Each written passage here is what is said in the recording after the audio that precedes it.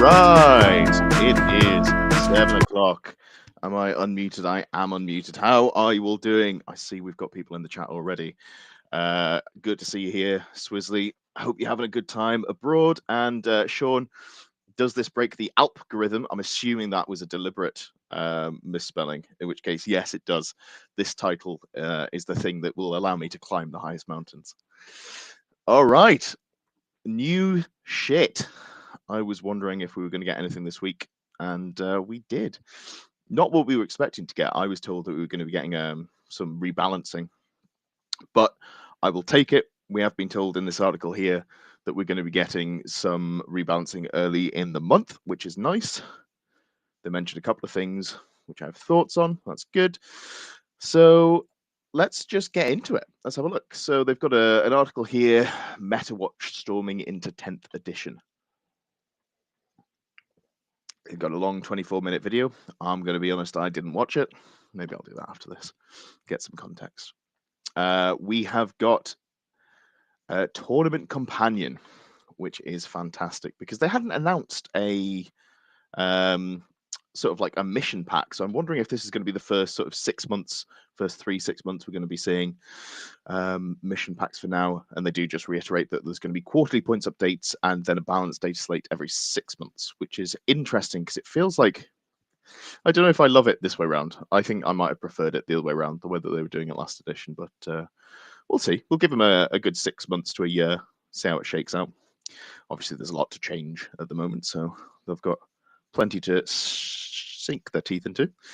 And then we've got an index deck errata, which is great. Obviously, it says here there's going to be a wider errata later in July after the changes coming up.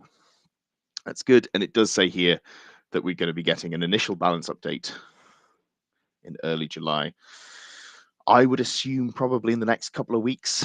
Might not be next week, might be sort of by next Friday after next, something along those lines. Chief among these changes will be the fate dice used by the Eldari and forms of indirect fire. 2 things that need to be changed. Don't mention dev wounds. I have been honestly whinging about this in our team chat. Fate dice being changed is absolutely fine. The mechanic is too strong as it is. I hope they fix it so it's, you know, good but not oppressive in the way that it is. But why don't they just fix devastating wounds? They're going to be so many issues that come up later in the edition if they don't just remove it. All right, well, let's get into it. I'm going to start with a quick run through on the index cards. Let's have a look at those. The errata here. Is there anything that jumps out, or is it all just obvious stuff? So Adeptus Mechanicus. I wonder if they're going to be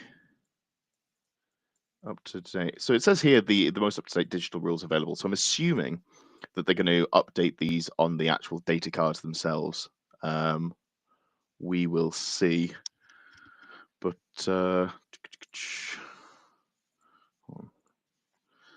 all right then. Yeah. So it looks like it's all just catching bits and pieces. Bits and pieces. Yeah. Nothing in there seems super wild. Custom Mega Blaster. Remove the blast ability on the That's funny. It has blast in the name and it's lost blast. I assume that it doesn't have it in the any of the other spots in the index. Yeah, all right. All that seems fine. The vendor edge changed the profile. I think this is the one where they got the toughness and the wounds the wrong around or something along those lines. Cabal of Sorcerers. Okay, so you can't charge if you Temporal Surge. Lovely stuff. That is always good to have. That's their, I guess, sort of almost Fire and Fade ability. Lovely. Well, let's just go into the Tournament Companion then. So they do give a nice little bit of bump. Just a breakdown on what it is. It's recommendations for the tournament pack, which is great because they haven't done a free tournament pack ever, as far as I'm aware. So this is a nice place to start. It also says version 1.0. Obviously, they'll be iterating on it, but it's just nice to have a little reminder there. And it gives you, there's some updates here for tournament play, which I really like. I have given this a quick skim through ahead of time. So the recommendations presented as follows. The mission sequence, so adjustments to the step that they would follow to generate a mission and prepare the battlefield. Good. Card updates, tweaks to certain cards. This is good. There were a few of them that definitely needed tweaking. I'm not sure if they've caught all of them, but we'll have a look. The tournament mission pool, I did look at this. I like the idea of it. It's 15 recommended tournament rounds to draw from with preset primary mission rules, and deployment modes. There's a lot of Chilling Rain in this pack. Chilling Rain being the card that just says there are no there are no additional mission rules. So I don't know if I love that. One of the things I do like about the mission pack that we've been playing through so far is that every game's a little bit different. So maybe we'll see tournament organizers tweak these a little bit. Terrain layouts. This is the first time I think they've done any proper terrain layouts. I think they had something like a rough amount of terrain they expected in the 9th edition book, but I can't remember if it was any layouts in there as well. And then pairings and rankings. This is good because people do still get this wrong. Although I will say the UKTC events that I go to have pretty much settled on the pack that they've got down the bottom. So you should use the mission sequence, but replace steps 2, 4, and 5 with these. Step 2, determine mission. So instead of, actually drawing and shuffling, you get the mission from the pack down there, and then place objective markers, which is exactly as you'd expect. Fantastic. Create the battlefield. Lovely, lovely, lovely. I do like that, and we'll see below, there's lots of different deployment maps that you can pair with each mission. So in theory, there's a lot to keep it fresh. The card updates. So, haven't even bought my cards yet. I think I'm going to pop into town tomorrow morning, pick up some bases, because I've got a whole load of wraiths to get ready for next weekend's RTT. But yeah, so before I even buy them, I'm going to have to be scribbling on them, but that's fine. I'd rather they were up to date and correct. It just feels a bit wrong to be spending money on something that's already out of date. So deploy servo skulls is note that these conditions are not cumulative. If more than one applies, the player whose turn it is scores the applicable condition that carries the highest VP reward. So this is the one where you can move the objective markers, and you want to move them basically further towards your opponent to get more points. It's the primary there. It doesn't look like you get any objective, any primary mission points from holding them in your own or the mid board. You have to be within 12 of the deployment zone. I'll be honest, I haven't played this one yet. But yeah, so this stops you from just getting 15 points for each servo skill. Okay, so all this does is it stops you from getting 15 VP from the first card, like from each objective you have your opponent's deployment. That's fine. Deploy teleport homers. This goes from 2 VP to 3 VP in the center of the battlefield. It's a good change. So it feels like they're trying to tweak fixed. I think fixed are feeling like they're actually a little weaker than tactical, as long as your army has the flexibility to do it, which, given that I've been playtesting Eldar, is weirdly, I've got that fast-moving infantry that Davey's been banging on about. So that's good. You get a little bit more for just being in the center. This means that you can play something like a Terminator brick and not feel bad about it and just sit in the middle of the board. So I am personally quite a fan of that playstyle. Not too upset to see this change. Behind enemy lines, it used to be 4VP, and okay, cool. So basically it's a case of you score 4VP if you've got 2 units in your opponent's deployment zone, or 5 if you've drawn it randomly, and then it is 3 instead of 2 if you only have a single one in. So you can if you've picked this as a fixed secondary, you'll get 3 VP instead of 2 if you only get a single unit into your opponent's deployment zone, which makes it feel a lot better. You're not having to throw multiple units into the meat grinder each turn.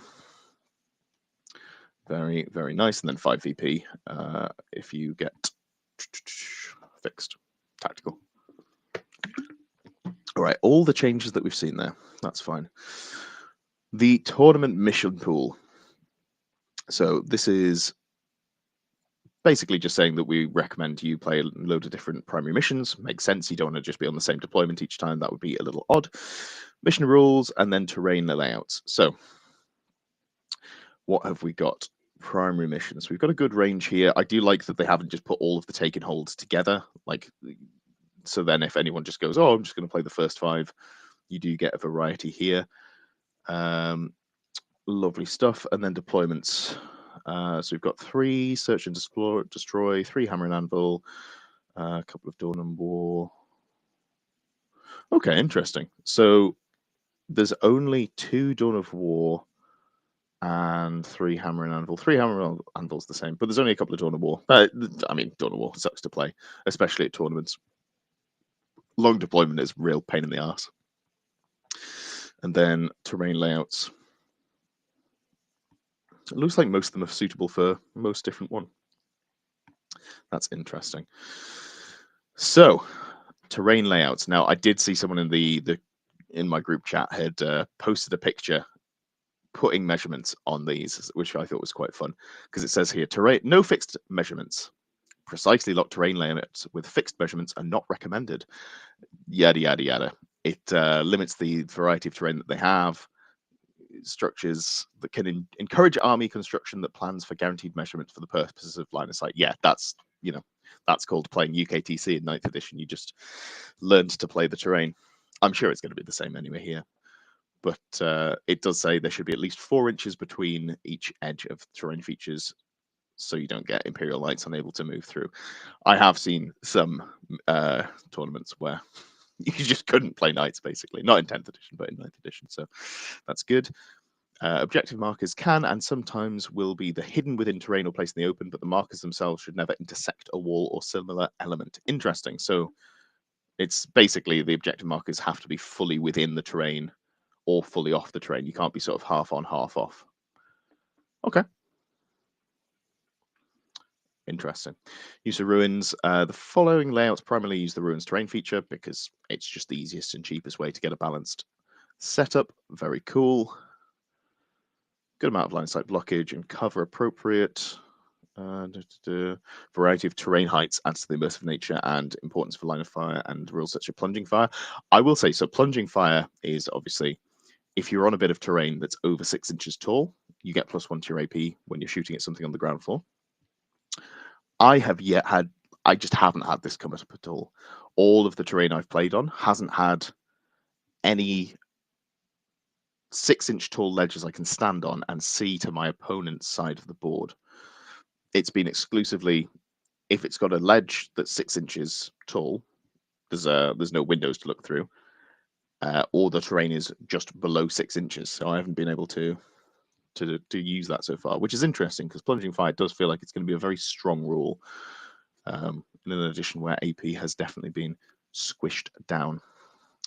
And then we do have a terrain key, area terrain, and suggested ruin walls.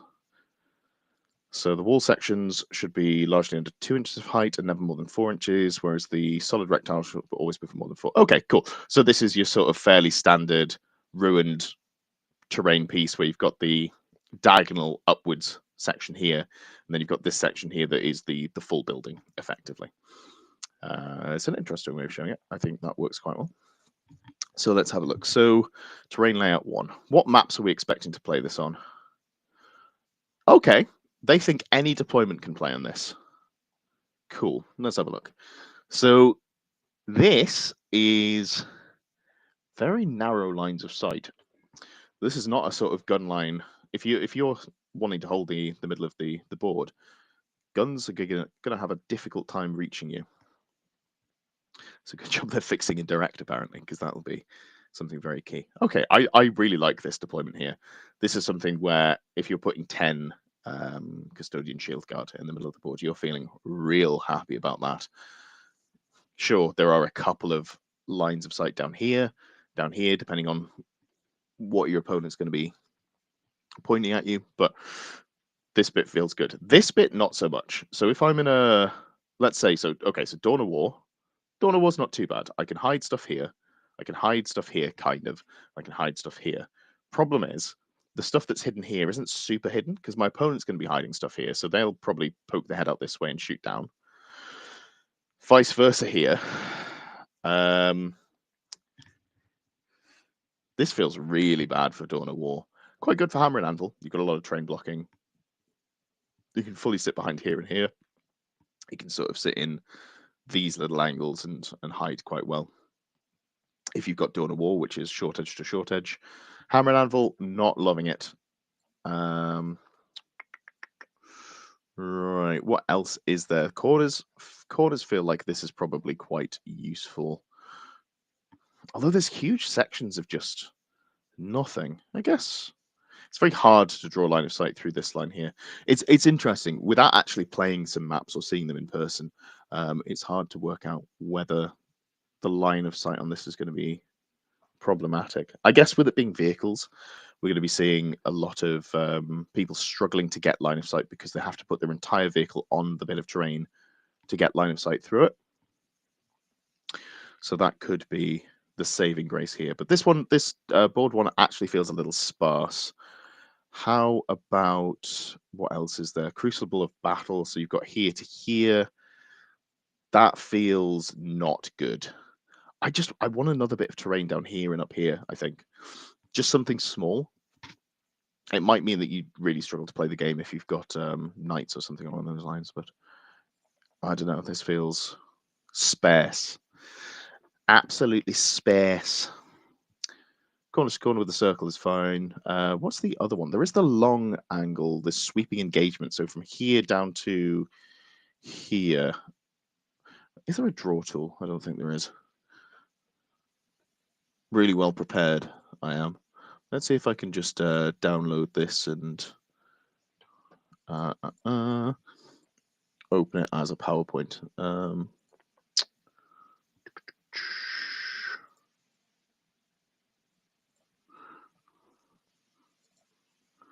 See if I get any tools here.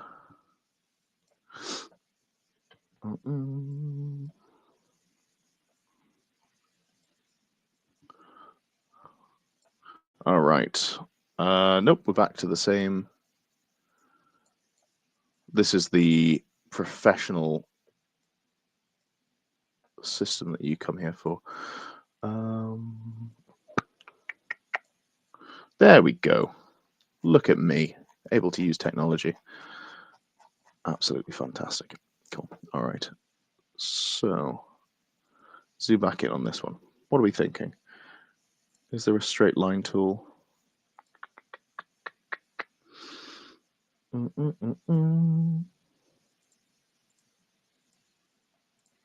be honest, I'm about ready to give up on trying to draw lines on this thing. Yeah, that's fine. Whatever. We've got this. So you kind of like that. How do I feel about that one? Look at these lines. Look at this.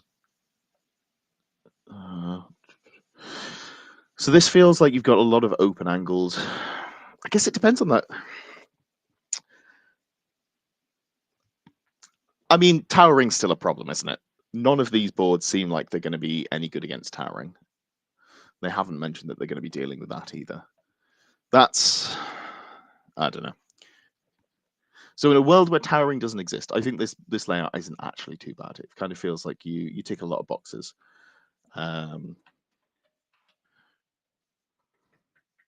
Okay. Well, I like this central part. This is going to be good for putting custodian shield guard in the middle. Basically, that's the bit that I'm looking at this one for, and we'll see how the line of sight pan out after that.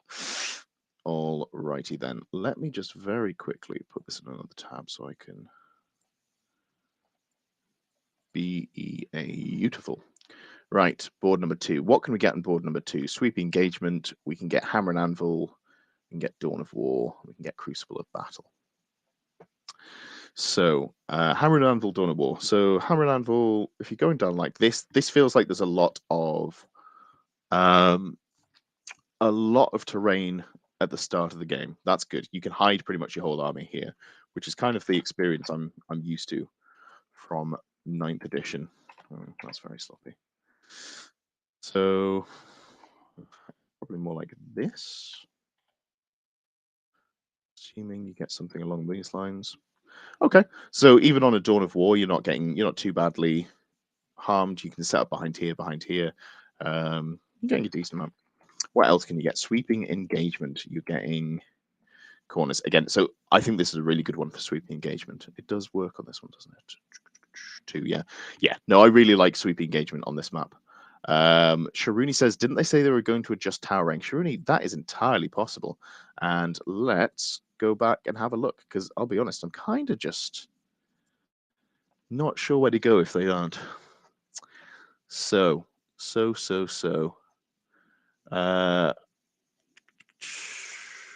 Doesn't say in here. If someone's watched the video, do let me know, because I am not 100% sure if they said it in here. Fate dice, indirect fire, revisit the rules. Okay, so it doesn't say in this rules pack here, but if someone has watched the video and they did say in there that they were going to adjust towering, that would be fantastic to know. All righty then, back to the maps. Cool. I quite like this one. This one feels like it has a great amount of turn 1 terrain. And I think the other one you can get on this is Crucible of Battle. No, that's wrong. Sweeping engagement, which is what we've got here. Cool. Well, I like this this setup here. I think it works very well. Let's have a quick look at terrain layout 3. So 3, I think 3 was the one that, again, pretty much everyone can use apart from Hammer and Anvil. Yeah, so no Hammer and Anvil on this one, which is, honestly, Hammer and Anvil is incredibly boring, so I'm okay with. So Dawn of War, again, you've got good setup there. What are we thinking in terms of corners to corners? I hope you're enjoying the high-tech setup I've got here. Wobbly lines just from corner to corner there. This feels pretty decent in terms of the setup again. And yeah, okay. So maps 2 and 3, I think I like the most so far. Map 1 feels kind of sparse. I'm not a huge fan of this here, and then also angles.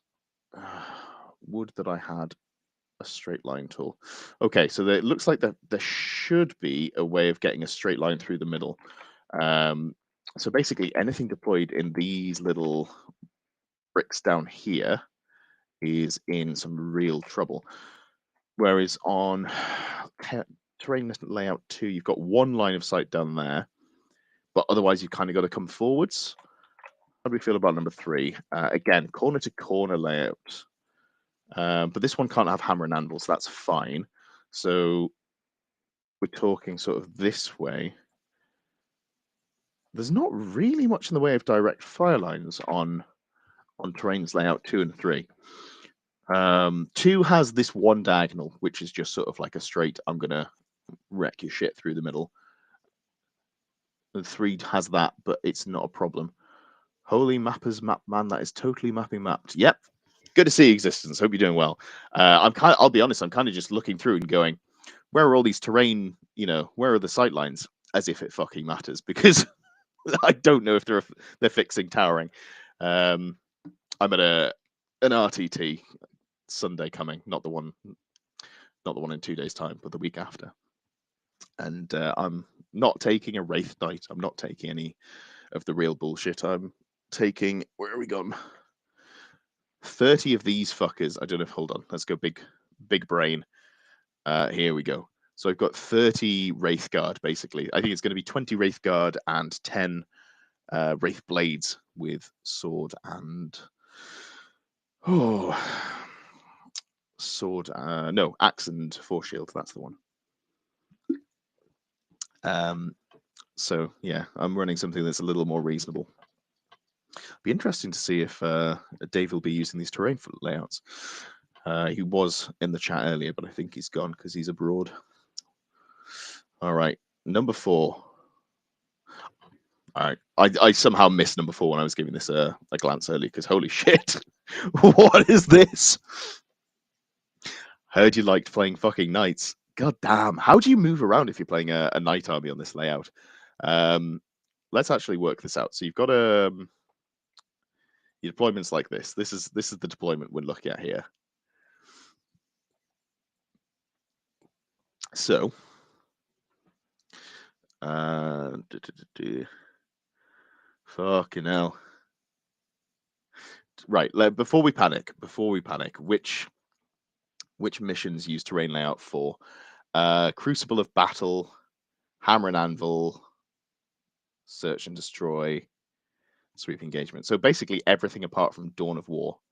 All right, sound. So Dawn of War is fine because Victor, thanks for the clarification there. Thin line should be more below 2 inches and thus cost no move to pass over. That is a great shout. That is an absolutely great shout. And then Existence says, doesn't it say something about leaving 4-inch gaps between stuff to not to fuck big boos?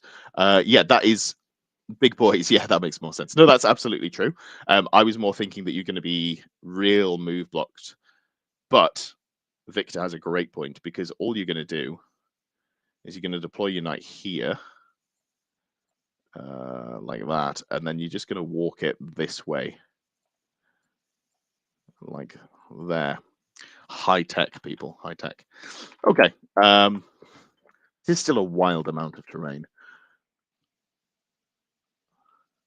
Okay, interesting. So assuming that you're not playing full knights, how are we feeling about this one? So you're going to be an objective in the middle. We're thinking you've got one back here, so you're going to keep that one. And then there's going to be one here, one here. It's a fairly typical layout for a lot of the maps. Interesting. Let me just have a quick look at the mission layout. So, okay.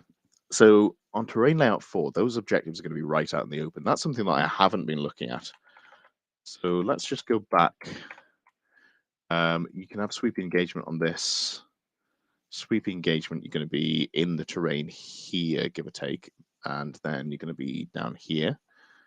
Okay, so sweeping engagement, I think, will be... This is a fairly safe one for sweeping engagement. Crucible of Battle, again, fairly safe. You're going to have one... Well, not safe, actually. You're going to have one here, one here. Interesting. I really like the map pack. I hope they fix towering so that it works, because this is fun to think through, actually. What sort of armies are good, I think, changes a lot depending on what you're playing. I don't know who has terrain like this. This is some wild terrain. Also, I'm really looking forward to just not being able to buy perspex in the UK. Not that that's something that I buy, but all the organizers go out and buy loads of bits of, what was it, 12x6. Interesting. Is there anything else? And then we go into those. What are we thinking, chat? What do we think about these? I really like them, actually. I think there's a lot of move blocking. And in addition, where we're going to be playing a lot of vehicles, this feels really dense. And I know it needs to be dense because we want to not get shot off the board. They failed to make shooting just not pick up entire armies. But I don't know. I'm feeling like if I'm playing my 30 Wraith army, for example, I'm pretty comfortable just walking up the board, getting into my close range, and then people are going to really, really struggle to take me off. You might even see some melee armies in this, because this is staging to the extreme. Like, we have got some really good staging here. Let's assume that we're playing with no windows, because I think most TOs are going to say that you just ground floors, no windows. Make sure that you're not just getting towered off the board. You can just sit entire units here, stage up into there, or stage across to here. I think shooting might not be as dominant as we've initially seen. Let's just go back. Let's go back here. Right. Because now I'm thinking I want to play some fucking melee. I want to play some Custodies. Custodies are looking solid, but not quite on like Necron Eldart here. So board one, here's my hot take. I don't think board one's going to get played very much. I think out of all of the terrain formats, this is the worst. This is the one where you just get ass blasted and you don't get to play the game, because there's so much like space here. If it's Hammer and Anvil, it's just like these line of sights.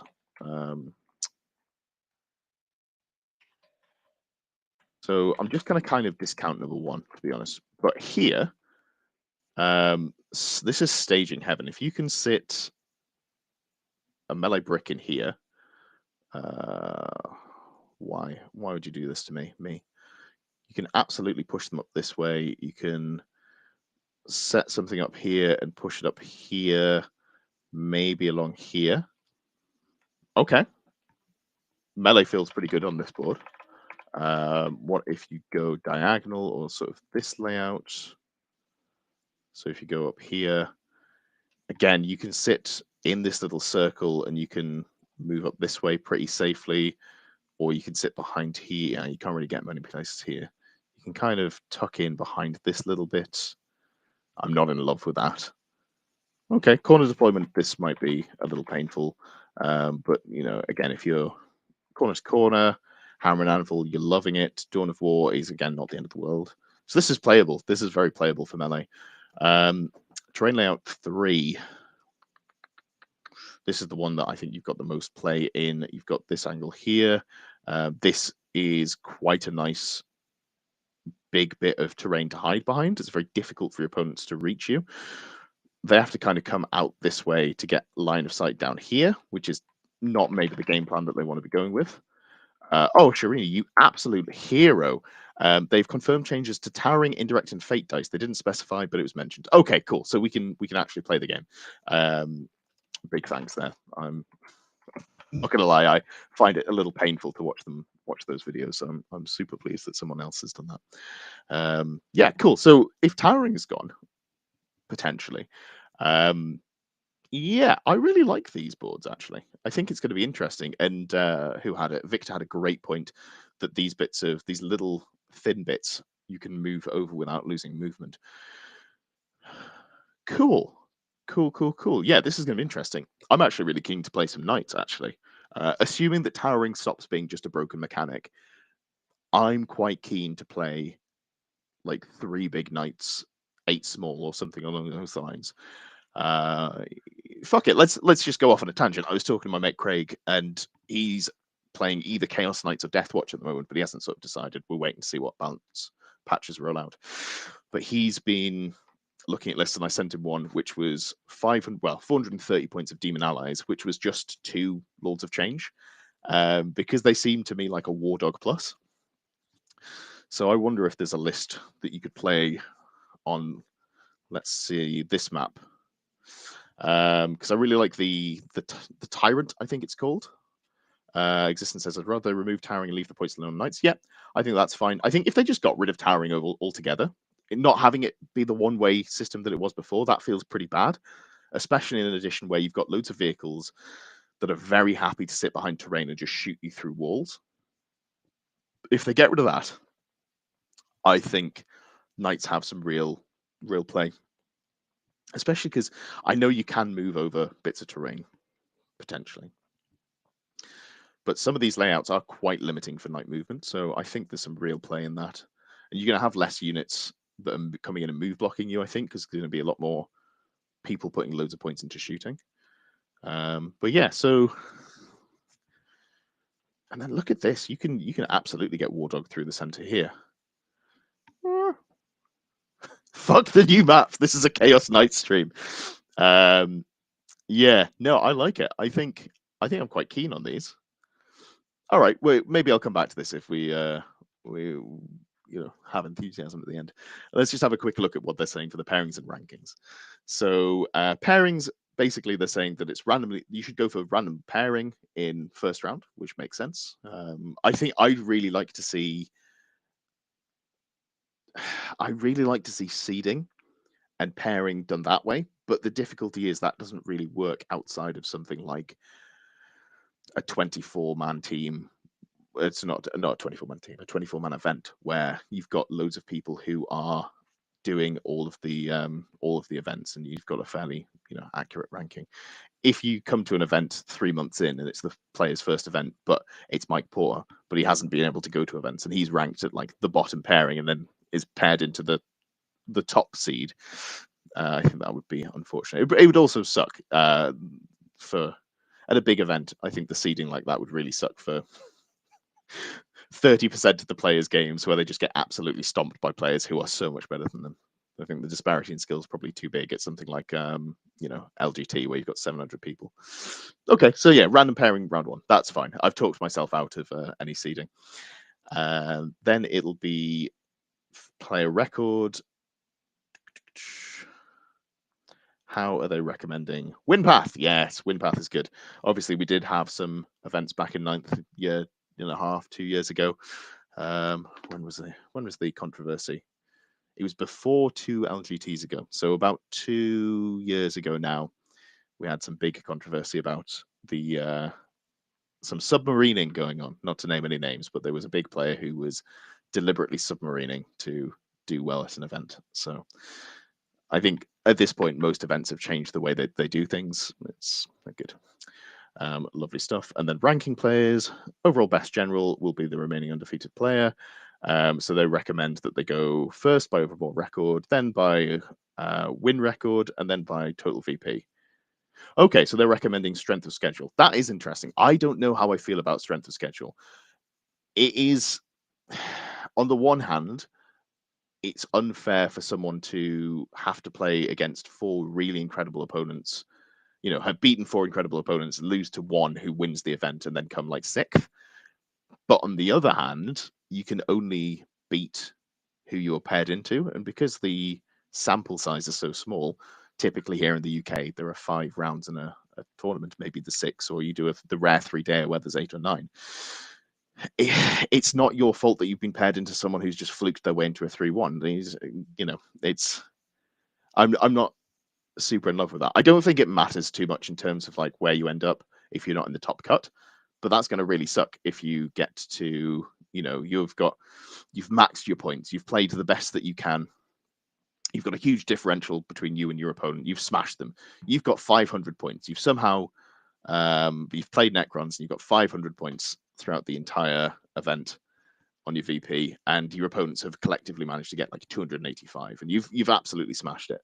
But because you've played against worse players, someone who's only got 370 points but scraped narrow wins against really good players does go through. I don't know how I feel about that. I don't know if there's an easy fix for it. I guess this is like the fair way, and you feel like the person who had the harder run goes through. But yeah, I don't know. Like I say, it only really matters for the top cut, and I actively try and avoid that. I was about this time last year when I went to Birmingham and I went undefeated. I was very lucky to come in 6th out of however many people, because that meant I get to go home and I didn't have to stay in a hotel until 3 in the morning and then get a train and go to work. All right. Anything else in here? Rules commentary. Basically just saying don't be a dick, which is absolutely fair. And then I do like this, so I'm just going to quickly go through. I think this is really cool that they put it in. So afterward, what is the point of a Warhammer tournament? Warhammer is more popular than ever, and this popularity is extended to the tournament scene. Absolutely true. When I started back into the hobby, back in a year into 8th edition, and I went to a tournament I thought was a big tournament. There must have only been 60 or 70 people there. And then when I came back after COVID, I've been hitting events with multiple hundreds of people in. Simon says that's a nice touch by Games Workshop. Yeah, it's fantastic. It's really good. I really like the way that Games Workshop have been handling things. I don't like the rules that they've written for 10th, don't get me wrong, but I'm willing to give them a chance to fix it because I think that their attitude and approach to how they interact with the community has been very good. What else have we said? So over the last few years, more than 1 million games of Warhammer 40,000 were played in tournaments around the world, and that growth will only continue in the future. I'm sure there's going to be more than 1 million games. Like, if you think about that, that's only, what, 200,000 events? 200,000, no, only 200,000 players? Well, okay, yeah, no, maybe that is about right, because I think there was about 22,000 people registered on the ITC tournament last year, so that probably does sound about right. People who go to a lot of events, some people only go to a couple of them. That growth will only continue in the future. So many Warhammer hobbyists participating in the game within growing communities. It is important to ruminate on the point of a tournament. First and foremost, it is not about celebrating the ultimate victor. Wrong. It is not enough that I must win. I must see my enemies driven before me. But no, that's fair. Someone who goes undefeated and wins best general needs very little acclaim beyond the outcome itself. After all, they won. Yeah, sure, but it is nice to celebrate them. But instead, it is the experience of every single attendee that truly matters, and the recognition that for most people who attend a tournament, community and friendship are both the purpose and the outcome. Yeah, no, it's cool. I've met so many people at events that I've enjoyed, and one of the most satisfying things about events is when you play someone who you don't know and they say, oh, hi, I such and such has told me about you. Really looking forward to our game. I had that happen a couple of times. That's really cool. Before you roll a single dice against an opponent to start your tournament experience, remember two things. The person across the table from you shares your love of Warhammer, and by the time the dust settles on the event, almost everyone will have lost a game.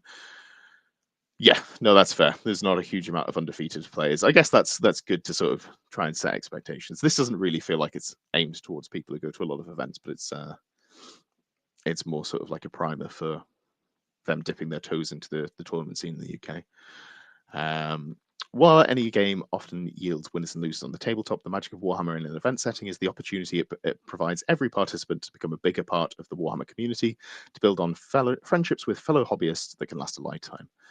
Absolutely true. I've now been in 3 teams of people that I've met through events, and it's fantastic. I stayed in Nottingham post uni, and all of my mates went off to other cities and similar. And I do have friends who live here now outside of the game, but getting back into Warhammer was one of the things that really helped me sort of get new friends as an adult. It's difficult to do when you're an adult to make friends, because it's not like you go to school and you see people every day, and the people that you work with, as much as you might like them, might not have a lot in common with you in terms of what you like to do on your time off, especially if you're not a bigger drinker. And as an organizer or player, if you focus on this in an inalienable truth, while most of you will have lost a game or two, you will share victory in your experience of what it is to attend a Warhammer event, which is, yeah, it's just nice. It's nice that they've put this in.